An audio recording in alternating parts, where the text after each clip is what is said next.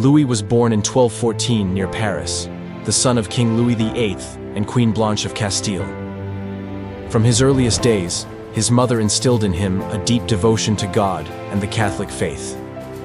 She was known to have told him often that she would rather see him dead at her feet than to see him commit a single mortal sin. Those words shaped the heart of the young prince, who grew to believe that holiness was greater than kingship itself. At the age of 12, Louis became king after the death of his father.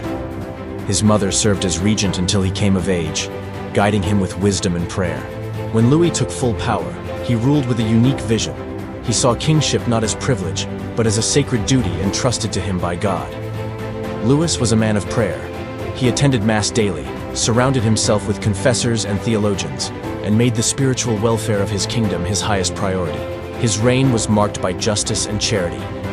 He reformed the laws of France so that even the poorest could bring their grievances before him. Chroniclers tell us that he would sit beneath an oak tree at Vincennes and personally hear the complaints of his subjects, ensuring that the weak were defended against the strong. But Louis was not only a just ruler, he was also a man of deep personal charity. He founded hospitals, built monasteries, and cared for the sick with his own hands. One famous story tells of the king washing the feet of the poor, serving them meals at his own table, and treating them as if they were Christ himself. He was not content to delegate charity.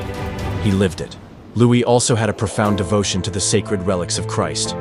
He acquired the Crown of Thorns and other relics of the Passion, which he enshrined in the magnificent Sainte-Chapelle in Paris.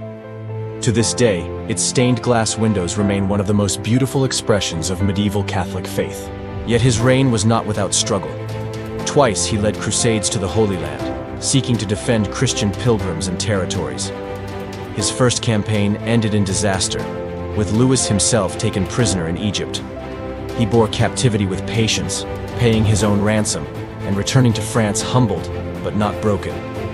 His second crusade, years later, was undertaken in old age and in failing health.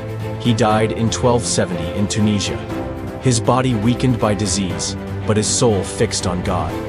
His last words were the prayers of the Church, whispered as he commended his kingdom to his son and his soul to his Savior.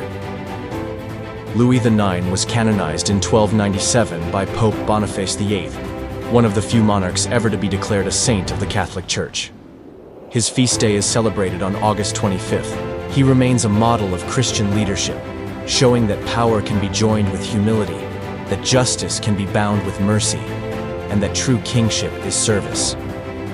To remember St. Louis IX is to remember that holiness is possible in every vocation, even in the highest seats of worldly power. He was a king who lived as a servant of Christ, a man who wore a crown but bowed first before the cross.